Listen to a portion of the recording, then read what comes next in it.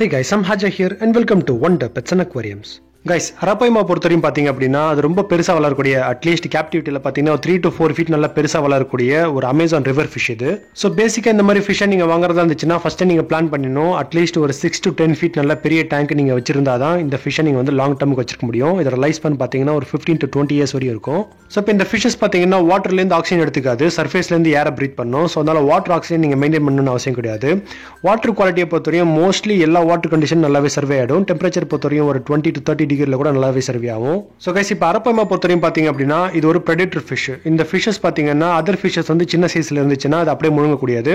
இந்த ஃபிஷஸ்லாம் நீங்கள் other fishes கூட கலந்து விடலாம். அதாவது சைஸ் வந்து ஒரே சைஸாக இருக்கணும். அதால் முழுங்க முடியாத சைஸாக இருந்துச்சுன்னா நீங்கள் அதர் ஃபிஷஸ் கூட கலந்து விடலாம்.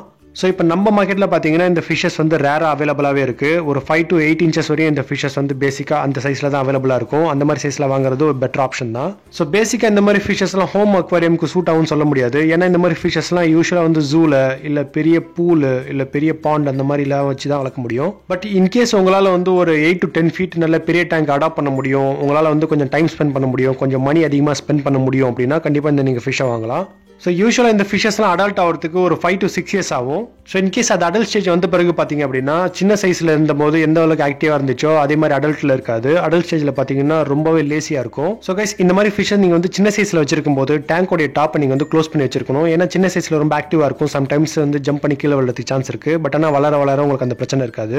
ஸோ கைஸ் இப்போ அரப்பாய்மா பொறுத்தவரையும் பார்த்தீங்கன்னா டேங்கோட ஹைட் இதுக்கு எந்த அளவுக்கு பெருசாக முக்கியம் இல்லை. பட் ஆனால் பிரெத் கொஞ்சம் நல்லா இருந்துச்சு அப்படின்னா அது வந்து ஸ்விம் பண்ணுறதுக்கு ரொம்ப ஈஸியாக இருக்கும். ஸோ இன்கேஸ் இந்த ஃபிஷ்ஷை நீங்கள் வாங்கின பிறகு உங்களால் பெரிய டேங்க் அடாப்ட் பண்ண முடியல அப்படின்னா கண்டிப்பா ரிவர்லயோ பாண்ட்லயோ விட்டுறாதீங்க.